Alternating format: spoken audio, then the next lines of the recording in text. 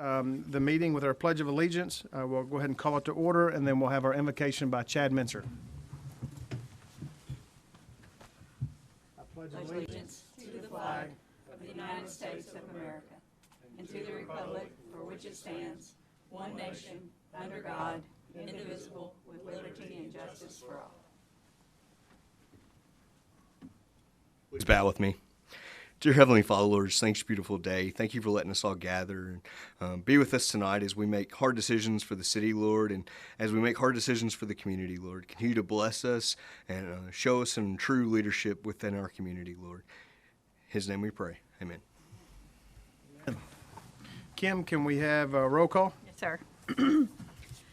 Misty Cavanaugh. Here. Tony Space. Here. Adam Townsend. Here. Amy Cruz. Present. Frank Stevenson. Here. Chad Mincer. Here. Mayor, we do have a quorum. All right, great. First, I'd like to welcome with us Corey Elder. He's our field rep for Jamie Comer. Thank you for being here, Corey. And we also have a guest speaker this evening, Miss Melinda Gibbons-Prunty. Miss Representative Prunty, if you would join us there at the podium. Is this on? It is. I feel a little underdressed. I came casual summer, but I appreciate the opportunity. I'm just trying to make my rounds to city councils and just I was giving an update on some of the bills we passed this past session that you might be interested in. We passed House Bill 207 that prohibits a local government from adopting or enforcing actions that have the purpose or effect of prohibiting, discriminating against, restricting, limiting, or impairing consumers' ability to use utility services based on energy sources, electricity, natural gas, gasoline, crude oil, liquefied petroleum gas. It clarifies that nothing in the legislation prohibits or alters the statutory power or authority provided to the Public Service Commission or local governments. The reason for that is with all the new green energy, we didn't want people to be forced to use green energy if they didn't want to, if they wanted to use some other source of energy for their home. So that was the reason for that. Utility Commission membership. House Bill 238 allows city utilities boards to consist of either 3 or 5 members and include a set number of non-resident members if that's appropriate for y'all's situation. Local water district fee. House Bill 272 allows a water district or water association to charge a late fee of up to 10% of the amount billed. Reimbursement for legal fees. Senate Bill 29 requires the Finance and Administration Cabinet to reimburse the Attorney General, a Commonwealth's attorney, or a county attorney and their respective staff for fees or judgments after being sued for an act in the course of his or her duties. Local government wastewater ordinance. Senate Bill 86 allows local governments to adopt ordinances against open dumping of solid waste on land and in water and impose a civil fine of not less than $500. The bill would also assure that any revenues from open dumping fines are transferred to the county where the offense occurred to be used for site cleanup. Approved annexation ordinance. Senate Bill 88 eliminates a requirement that a copy of an approved annexation ordinance be filed with the county clerk and instead requires that it be sent to the Secretary of State's office. Guidelines for filing and serving a petition. Senate Bill 105 establishes guidelines for filing and serving a petition for the appointment of a conservator to take possession of and undertake the rehabilitation of an abandoned or blighted property and the procedure for hearing the petition. So that's just an update from the last session. Councilman Space, I have been looking into your ambulance issue, and you may be asked to come and testify or zoom in and testify before Medicaid. We passed a bill that the ambulance services actually supported a provider tax to draw down more federal dollars, and reimbursement should be higher. That should have already been implemented. So can you check on your reimbursements, get with me, and I may have you testify before Medicaid Oversight and Advisory. So any questions or? Questions for Representative Prunty? Thank you very much. Thank you very much, and we appreciate all your support. Next, we'll move on to the approval of minutes for the City Council regular meeting on July the 6th, 2021. The regular meeting of the Madisonville City Council was held in the City Council chambers on July 6, 2021 at 4:30 p.m. It was called to order by Mayor Kevin Cotton. We had the Pledge of Allegiance with the invocation. The roll call, all Mayor and all City Council members were present. We had approval of the minutes of June 21st, 2021. We had approval of bills and payroll. We had a permission to close portion of Sugg Street was approved. A permission to close portion of Elm Street were approved. Permission to contract services from local businesses owned by city employees were approved. We had an executive order appointment of Jason Vincent to the Housing Authority Board. We had an update on Fourth Fest and World Changers and an adjournment. Are there any corrections to the minutes? Hearing none, do I have a motion to approve the minutes for July 6th? Moved. I have a motion and a second. Any questions? All in favor say aye. Aye. Opposed? Hearing none, motion passes. Next, we'll move on to the approval of bills and payroll. The general fund is $412,802.31. Total sanitation was $48,849.03. Total electric utility office of $76,600.42. Total water filter was $83,124.02. And total wastewater collection and treatment is $202,772.25. For an estimated biweekly payroll, we had governmental of $59,882, police of $150,967, fire of $161,080, transportation of $25,355, cemetery of $6,921, park $23,775, sanitation $45,902, light fund of $87,558, water and filter of $50,250, wastewater treatment of $17,872, wastewater collection of $35,671 for a total estimated biweekly payroll of $665,231. Do I have a motion to approve the bills and payroll? So move. Do I have a second? Second. I have a motion and a second. Are there any questions? If there's no questions, all in favor say aye. Aye. Opposed? Hearing none, motion passes. Next, we have the department reports. We have the police department report with Chief Bryan.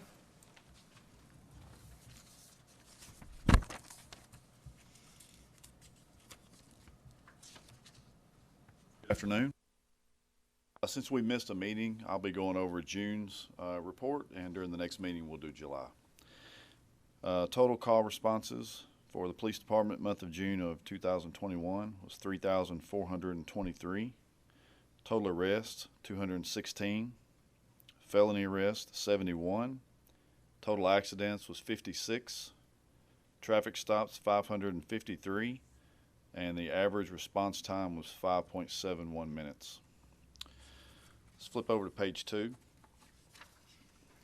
Total drug seizures for the month of June, $16,324.30, and the majority of that was marijuana. Page 3, our traffic accidents, the highest times seem to be on Saturdays and Mondays around 6 p.m. We've adjusted some of our hot spots to try to reduce that. And then on the last page, the most notable thing on this is Part 1 crimes are down 40% for the year. And I think that's due in large part to the proactive efforts of our officers.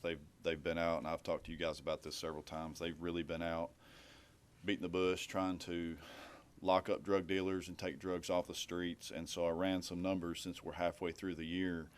And so in 2020, the first 6 months of the year, the total street value that our narcotics unit seized was $166,000. This year, the first 6 months, our narcotics unit has already seized over $1 million worth of narcotics. They've been working a lot of overtime and putting people in jail, and I think that's a big reason why the Part 1 crimes are down so much the first 6 months of the year. So if anybody's got any questions, I'd be glad to answer them. Questions? Great job, Chief.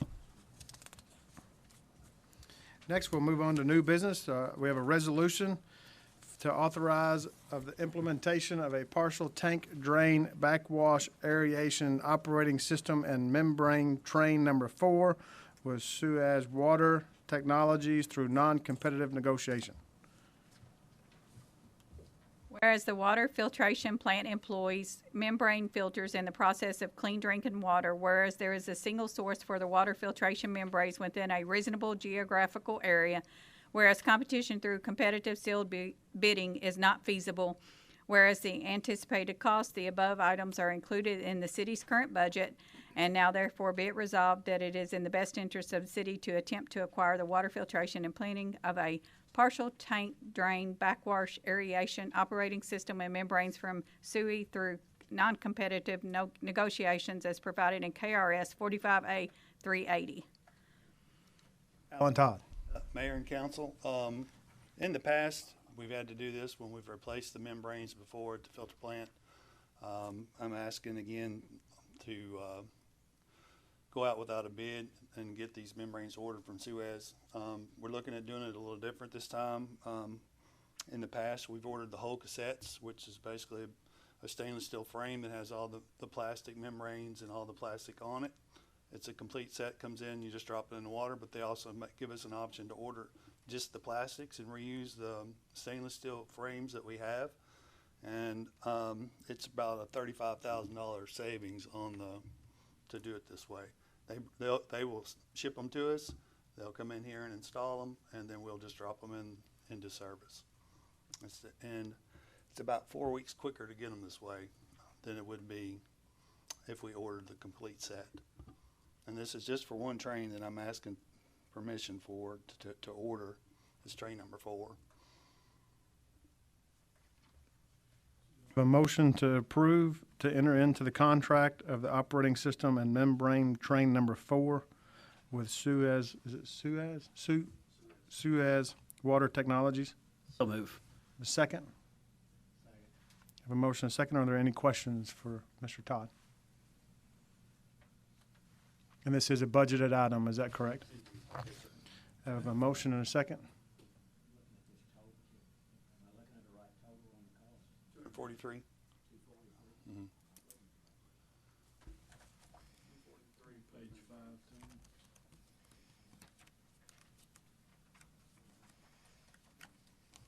This is separate from the other part, right. Get page 19, Oh. contract page 5.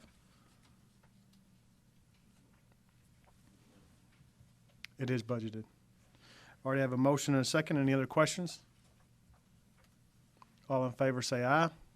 Aye. Opposed? Hearing none, motion passes. Thank you. Unless, I got the contract in there with that. okay. The contract with Suez and the membrane, Well, good. all of it together. Yep. Is the way I did it. Okay. All right. Our next order of business is a resolution to authorize Mayor Kevin Cotton to execute deeds for Midtown Boulevard Extension. Be it resolved that the members of the City of Madisonville, Kentucky, a municipal corporation, that Kevin Cotton, Mayor, be and is empowered to take any and all necessary and appropriate action, including but not limited to the execution and delivery from and on behalf of said municipal corporation of any necessary deed to transfer and convey unto the City of Madisonville, Kentucky, that certain property located in Hopkins County and owned by said municipal corporation, which is required by the City of Madisonville, Kentucky, and the Commonwealth of Kentucky for Midtown Boulevard Extension, a connection of Center Street and Island Ford Road connector. It's, the project number, and then it's got item number. Hereby certified that this deed of conveyance as set forth herein above for the property hereby conveyed is being donated by the grantor for purpose of highway improvement. Hereby certified that the real property conveyed herein is estimated to have a fair cash value of $9,800. All right, do I have a motion to approve the authorization to execute the deeds for the Midtown Boulevard? Moved. Second? Motion and a second. Are there any questions? So this property is for the continuation, is that correct, of the road? Correct. This is the project that we've been working on to get across the railroad tracks. So this is part of the property that we have acquired. We have to have an easement on that property to get across the railroad tracks. And the county's doing a companion deed as well at the same time. Okay. Be another step, because this won't actually connect the road at the end, will it? This will take, once this is completed, it will take us just over the railroad tracks with a cul-de-sac. Any other questions? We have a motion and a second. All in favor say aye. Aye. Opposed? Hearing none, motion passes. Next, Last item, if we can back up to that, I just want to make a note of recognition of Alan Todd's work there, that because we were talking about the membranes, which we've all had in the past, but there's an additional portion that's in the packet. This, as it's called, partial tank drain backwash aeration operating system, which I just wanted to point out that's a real plus for us to go in that direction, because it reduces well, extends the life of the membranes and produces a better quality water quality product as well that has been demonstrated successfully in many other uses by other people ahead of us. So good work is what I want to say. All right, next we have permission to declare lots as surplus property. Whereas the City of Madisonville owns 2 lots on West Center Street that are currently vacant. The City of Madisonville requests permission to list the lots for sale with a licensed realtor, and whereas if the lots do not sell, the City of Madisonville requests to dispose of the lots by other means appropriate according to KRS 82.083. Now therefore be it resolved as follows: the 2 lots located on West Center Street, they're right beside each other, are now declared as surplus property. The city is authorized to list the lots for sale with a licensed realtor. And I do have pictures of those there, I think. Do I have a motion to approve the surplus of the lots on West Center Street? Have a second? Second. Motion and a second. Are there any questions? Once these are listed with the realtor, I guess all negotiations will be done through your office, correct? And that will be be accepted. There will be no coming back to the council for acceptance.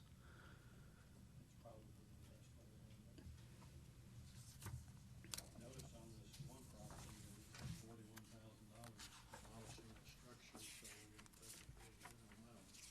Or we've already taken a big hit, 2010.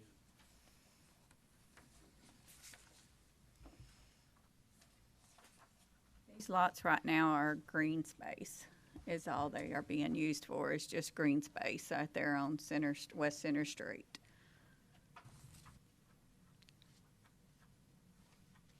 Any other questions or comments regarding these lots? Right, I have a motion and a second. All in favor say aye. Aye. Opposed? Hearing none, motion passes. Next, we'll move into municipal orders. The first one is the appointment of Tanya Bowman to the City of Madisonville Board of Ethics. Tanya Bowman shall be and hereby is appointed to the Board of Ethics. The term of Tanya Bowman shall be for 3 years and ending February 4th, 2022, and that Tanya Bowman shall serve in accordance with the laws. Actually, that date's wrong, right? Yeah, I'm sorry. That was I've got that date wrong. It's for appointment of 3 years. And that Tanya Bowman shall serve in accordance with the laws of the United States of America, the Commonwealth of Kentucky, and the ordinances of the City of Madisonville. And this order shall become effective August 2nd, 2021. And this will be for a 3-year term. Do I have a motion to approve Tanya Bowman to the Board of Ethics? Do I have a second? Second. I have a motion and a second. Any questions? All in favor say aye. Aye. Opposed? Hearing none, motion passes. Next, we have a reappointment of Debbie Allen. Board of Ethics, the term of Chuck Shockley shall be for the unexpired term of Barry McGall, who has deceased. And this term shall conclude on February 1st, 2022. And that Chuck Shockley shall serve in accordance with the laws of the United States of America and the Commonwealth of Kentucky and the ordinances of the City of Madisonville, and that this order shall become effective August the 2nd, 2021. Do I have a motion to approve Chuck Shockley to the Board of Ethics? Move. Second. Motion and a second. Are there any questions? All in favor say aye. Aye. Opposed? Hearing none, motion passes. Next, we have an executive order relating to the appointment of Marvin Hightower to the Hopkins County Joint Planning Commission. And I didn't have this put in the packet yet, but it is an executive order relating to the appointment of Marvin Hightower, that Kevin Cotton, mayor of the City of Madisonville, pursuant to the authority vested in him by applicable law, do hereby order as follows: that Marvin Hightower shall and be hereby is appointed to the Hopkins County Joint Planning Commission, and that the term of Marvin Hightower shall be for the unexpired term of Tim Thomas, who has passed away, concluding on January July the 1st, 2022, and that Marvin Hightower shall serve in accordance with the laws of the United States of America and the Commonwealth of Kentucky and the ordinances of the city of Madisonville, and this is effective on August the 2nd, 2021.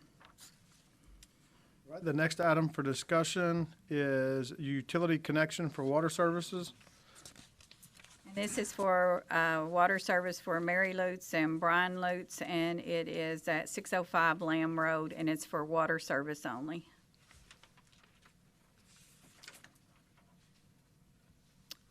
And it has already been signed off by Keith Browning and Debbie Todd.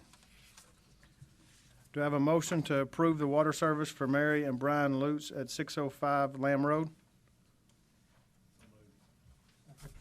Motion and a second. Any questions? All in favor say aye. Aye. Opposed? Hearing none, motion passes.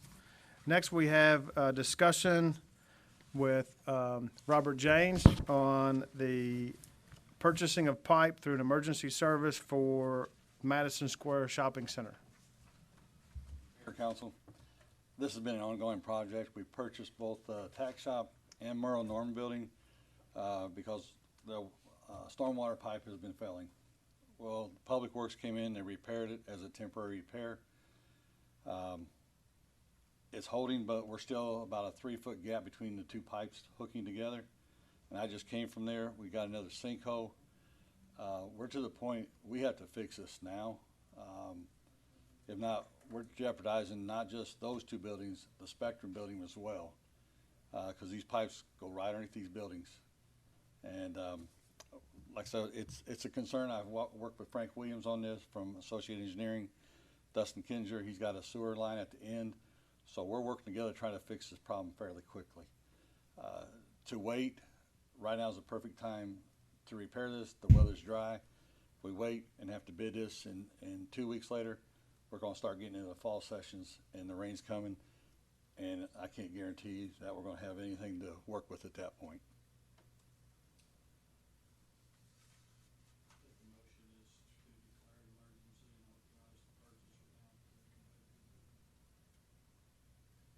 I'll make that motion. Do we have a motion? Do we have a second? Second. We have a motion and a second. Any questions? Just for the council's edification, I think it's fair to say that he was under the impression that an emergency had already been declared. Turned out that it hadn't been when we first started addressing the steps we had to take to stabilize the building, so.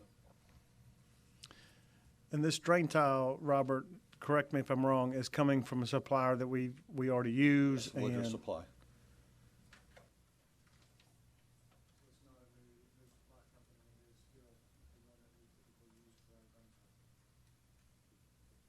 Motion and a second. Any other questions? This is, correct me if I'm wrong, but this is not a budgeted item and would have to come out of retained earnings. Is that correct? Yes, it comes out of the reserve.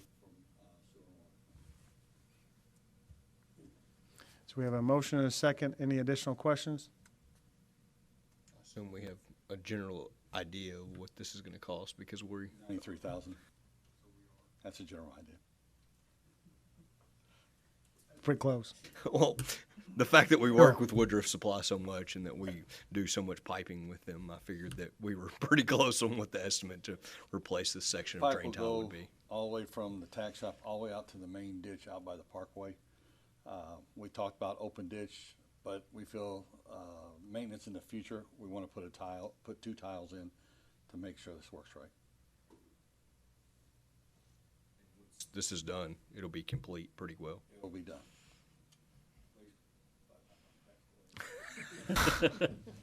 It's been an ongoing project. Any additional questions? All in favor say aye. Aye. Opposed? Hearing none, motion passes. All right, at this time, we will move into discussion with Warrior Coal. They have asked to address the council to bring back some information that the council has requested from Warrior Coal. So welcome to the City Council. Thank you, Mayor and council members for having us back. I'm joined again by a couple engineers from Warrior, Brian Kelly and Brad Dameron. They're here to help answer any questions you all may have. I've got some maps with me today. If we could try to get those up on the screen. Can we use this? I think I'll have to change the screen. Okay. Let me go ahead and put that in. Okay.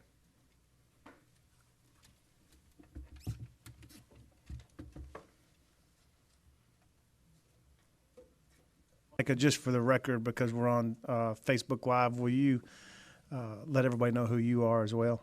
Yes, I'm Micah Dunn. I am the land manager for Warrior Coal, and Brian Kelly is the chief engineer at Warrior. Brad Dameron's the mine engineer. And so we met a couple months ago to kind of start discussing mining inside the city limits, and more particularly inside the city limits on the northern part of the city. Is that right? Yes. Okay. Let me get this changed.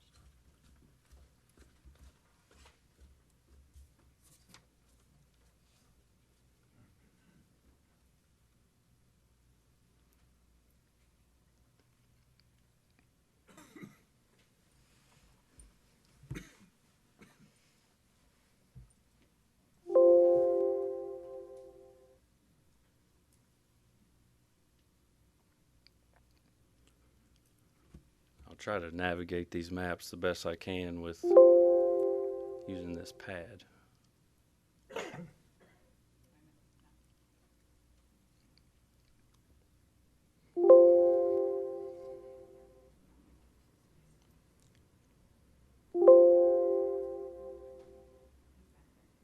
Nick, do you mind to come out and help with the IT piece?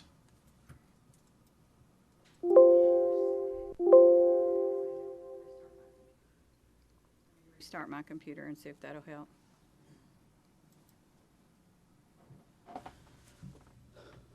Hold on just a minute.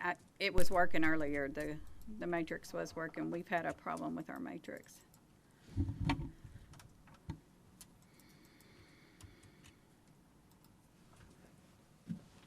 Well, while they're getting that resolved, I guess we can kind of further discussions. I think the last communication I had with, I think it was Joe, that some of the council members had some reservations or some concerns.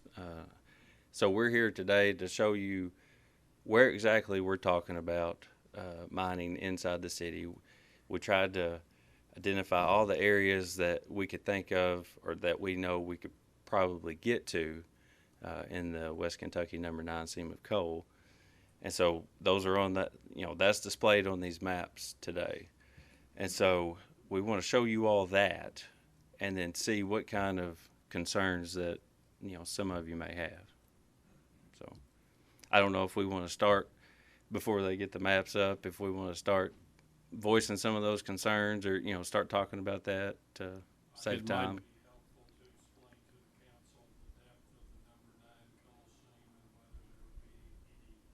Our seams 11, 13, or anything that would be.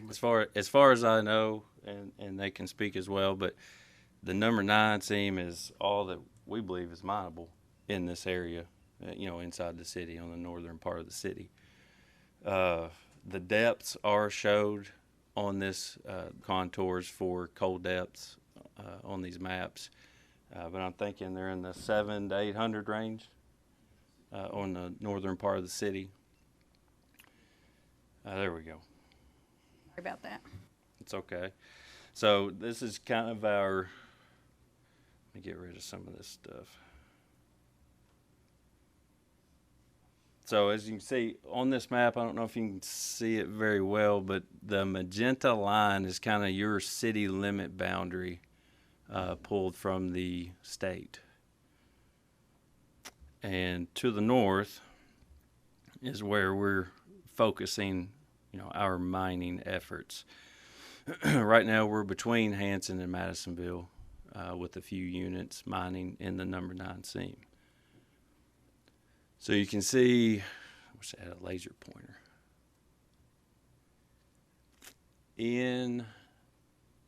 We're just talking about touching the fringes of the city on this northern part. And we've got a few maps.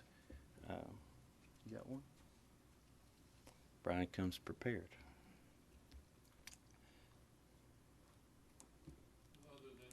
approximately how many other property owners would be potentially affected? As far as coal owners or surface owners, that hasn't been counted. I think it goes directly under Oakdale subdivision near the college and potentially under the high school. Let's see if we can. Let me pull up this next map. Where are we at here?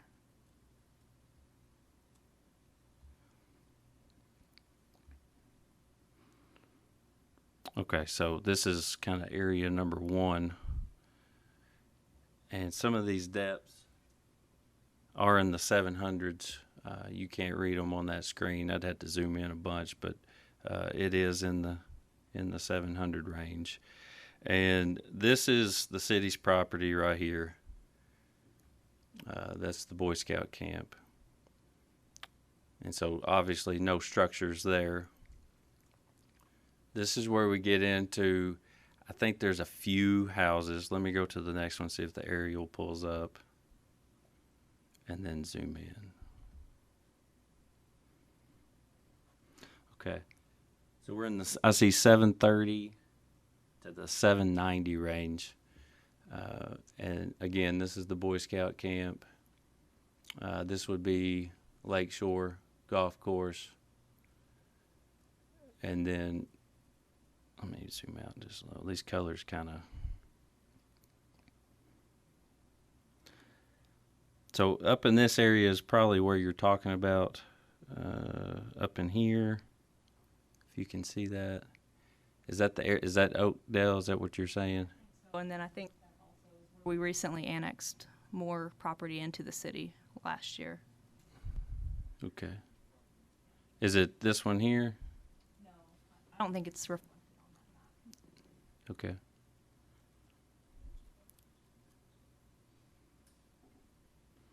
So this is the area where, yes, there would be some houses. I think we recently, this was in the city up here, we recently leased that with that lease form that we sent to Joe with the 50% extraction language included. Next area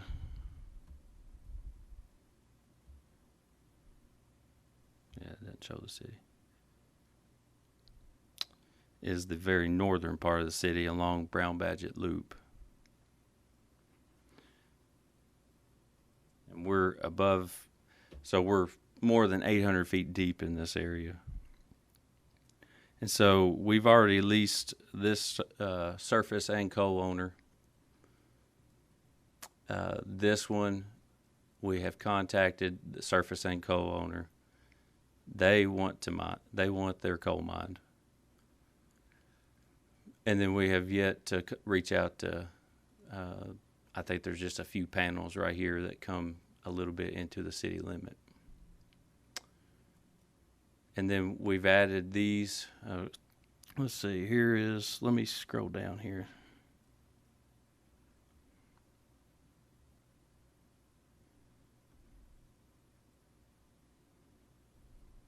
None of it goes underneath the high school.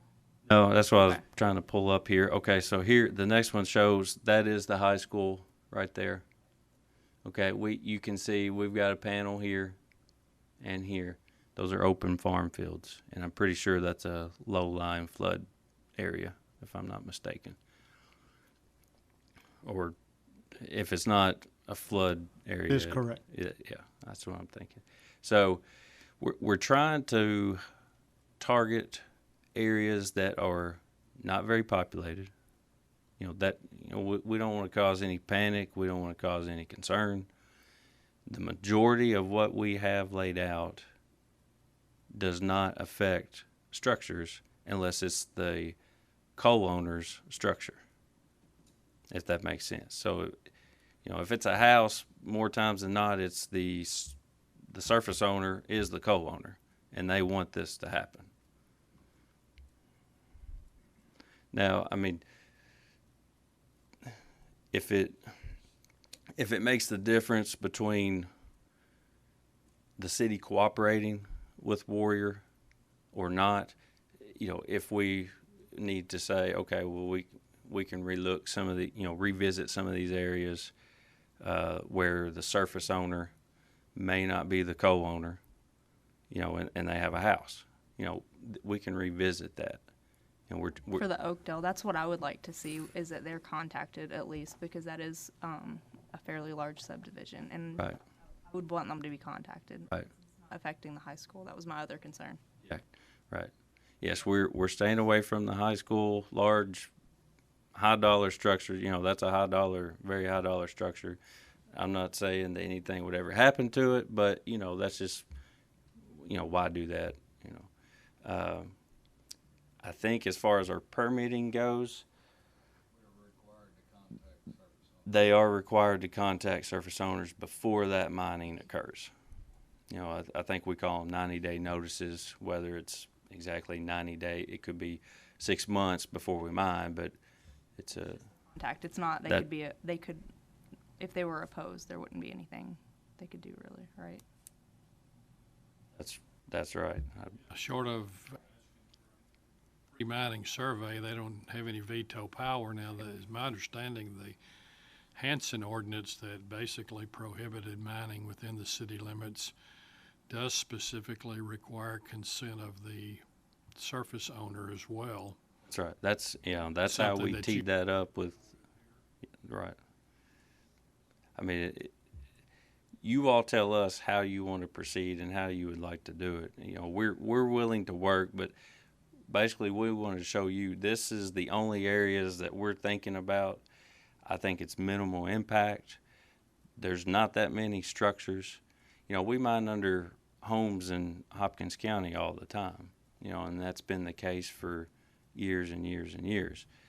For the most part, we don't have any problems. And at this depth, I think we're very good, very okay.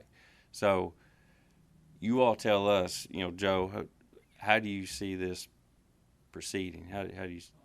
Appreciate you coming and giving us more information than we had. It's a little difficult for me to visualize the areas that you're talking about. I think it would be helpful if you could give us a full-size mind map that shows structures where we can better orient ourselves as far as where the highways are, where the homes are. And then we need to group as a collective council and to decide whether we want to permit, if at all, mining only in certain areas within the city limits, which is the north end that you've expressed interest in, because if we merely amend our existing ordinance that currently prohibits mining and just say you can mine on certain terms and conditions, we may be opening it a little wider than we want to open it. We may want to just say property located north of such and such a line would be susceptible to mining just because the coal pitches are at a greater depth than perhaps other parts of the city. Right. That we could sit down and spread out with, it would be helpful. And I know you all treasure your mining plans and might be a little reluctant to get them too far out in the public domain, but I think we're going to need that, Micah. Right. And I think we can do that if, I don't know, a kind of an informal meeting with you all or some of you to lay those maps out. I don't know if we can do it in here somewhere, but printouts, I understand it's hard to see sometimes on screens.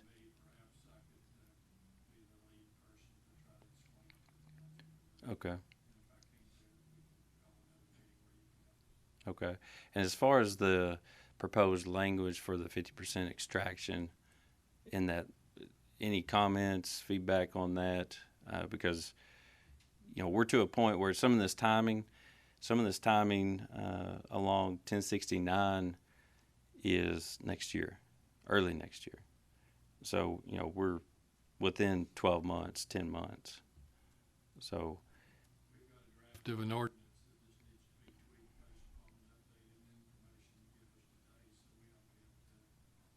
today, so we don't have to make a decision one way or the other Okay. I just wanted to make sure that that language in that lease, that draft that we provided, I don't know if y'all had any feedback, if y'all recall. You know, it's been a few months, so. Yeah, 50% kind of leaving coal pillars in there. That was kind of something that you guys do normally, correct? Right, you know, that basically covers us in everything that we do. Right, we're not required to do that everywhere, but that's a kind of a compromise, if you will. Just kind of protects for you That for lead protects, subsidence. yeah, more protection. And I think, you know, at that depth, we're fine with the 50% extraction. At the depth that we would be inside the city, You're fine with what? we would be fine with leaving at least 50% of the coal for support.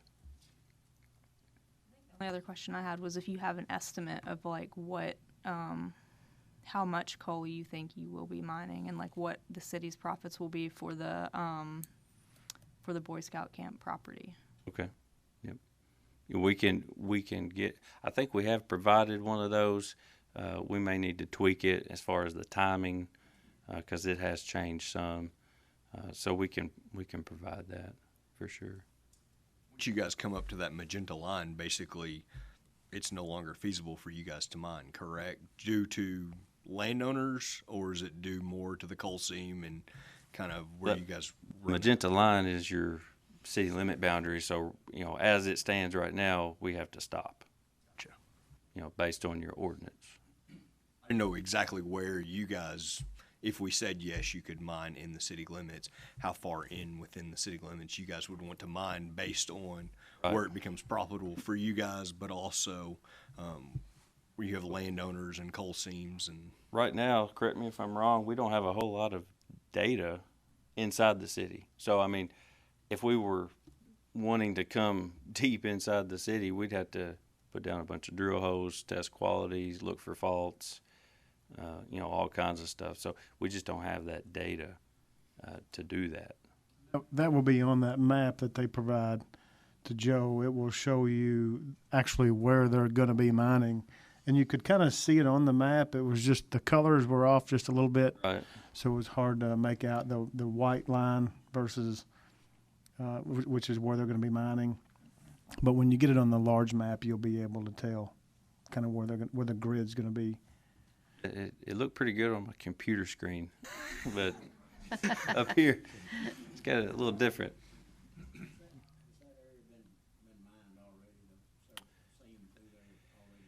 On the northern part of the city, no. There has not been. Now, on different parts of the, you know, a Warrior came through in the 11 seam, what was that, 5-6 years ago? 4 to 6 years ago. They came through in the 11. And the 11 actually pinched out, which means it got smaller or thinner than 4 feet, which at that point is not economical to mine. Our equipment's too big. So that happened north of the city. So we weren't, in some places along Tucker Schoolhouse, we were able to get south of Tucker Schoolhouse, kind of where it turns and goes south, but that was not inside the city. The closer we got to 41, that pinch out line was running to the northeast. So, you know, it kept us above the city in the 11 seam. So other parts of the city, I can't say that. I mean, other parts of the city have been mined long ago, but not on the northern part of the city. Question to Joe would we be able to, with the ordinance, clarify language that would just allow this certain area and not be able to say throughout the whole city? No basis.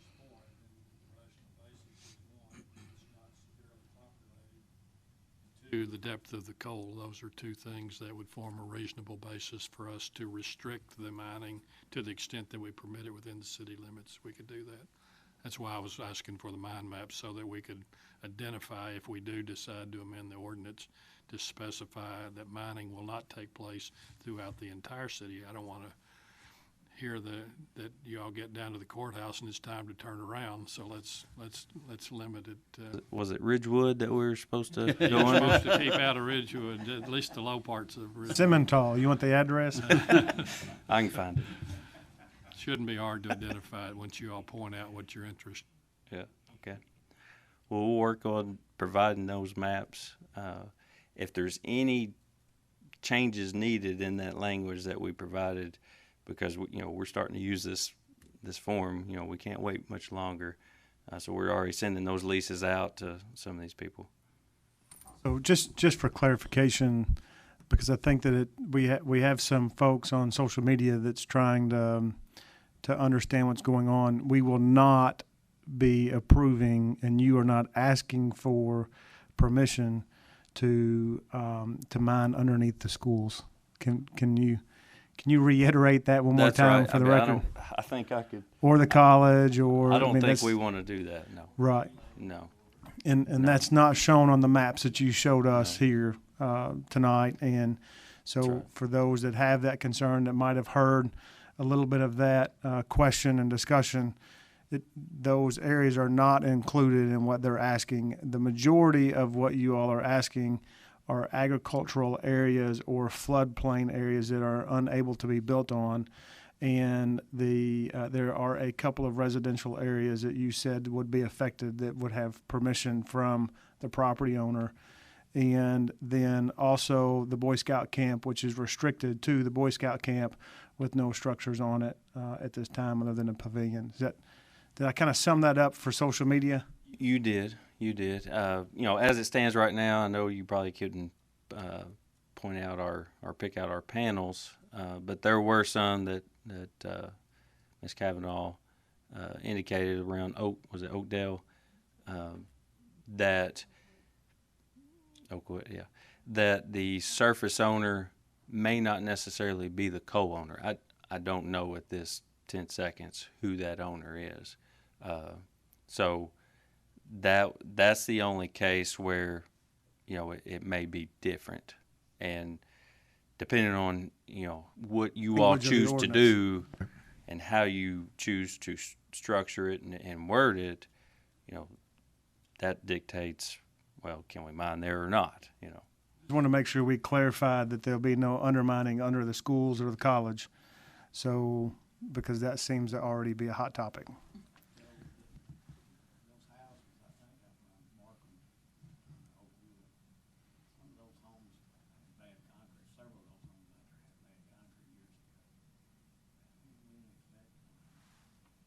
Well, they're going to take steps to protect themselves to show what the condition and state of repair of the house is, preventing significant structure. But I also want the public to understand that our process of adopting a new ordinance, should we even introduce one, is we'll have a first reading and then we'll have public comment at the second before the matter gets voted on. So the public will have plenty of opportunity to know what this council is proposing, and we may need to make some adjustments based on public comment then. So it's not going to be something you're just going to wake up and hear it on the media or newspaper the next day. It will have a first and a second reading, and public comment is invited. This is just a follow-up as an open discussion on the fact that Weir Coal is interested in that coal that was initiated about 6 months ago. Is that about right, Micah? Possibly, Somewhere yeah. in that. I think we communicated on the phone probably 6 months ago, and then met. What was it, 3 or 4 months ago here? So just to start the discussion, and this is just to further it, like the mayor said, further our discussions and see how we want to go about doing it. Because reality is we're going to need to act soon on the council side, so you guys know how to act via the landowners and mining as well. Right. Well, I mean, we can be leasing the coal rights from the coal owners in the meantime. So, I'm in the process of doing that now. But if we want to cross that boundary, yes, you all have to act, and if that coal is to be mined, because once we come down in there, we can't just stop and then go somewhere else and move it back someday, because that's not economical. It takes a lot of manpower to move that from A to B. Again, the maps showed that it was minimal encroachment into the city on inside the city limits. That's as right. far as it's not as if they're coming all the way into town. It was just kind of skirting that line That's right. that's out there on the north end. And, you know, it caught our eye just because most of the area, you know, when we initially started looking at this, is agricultural, or, you know, it's wooded areas, or, you know, it was not heavily populated. So that's what kind of got us thinking about it. And so, Not developed, and it's not a candidate for it being developed for the most part, right? that's right. All right, any other questions? Michael, we appreciate that. If you don't mind to get that information to Joe Evans, Okay. we would appreciate it. Thank you again for All right. coming. Appreciate you all having us. Thank you. Right, we have an announcement. The next city council meeting will be a city council town hall meeting, which will be held at the Madisonville Community College Community Room in the Bashir Building on August the 16th. The city council meeting will start at 4:30. We will adjourn the city council meeting and then go into the town hall meeting directly after the city council meeting. However, MCC does have a mandatory mask policy, so if you are going to be attending that city council and town hall meeting, you will be required to wear a mask per the MCC guidelines. And but we would love to have your attendance for that. If you have questions, if you have concerns, if you have something that you need to address, we encourage you to attend that meeting so that we will be able to address those or answer those. We will have our department heads there that will be able to answer it from a department-specific standpoint. The administration team will be there, and then you all as council as well. So if you all will please get that word out to your constituents as well, that will be on August the 16th. The city council meeting will be at 4:30, and then the town hall meeting will be after the adjournment of the town hall meeting. So with that being said, do we have any questions? Do we have a motion to adjourn? So move. Really thought I could get it out of the left side today. All right.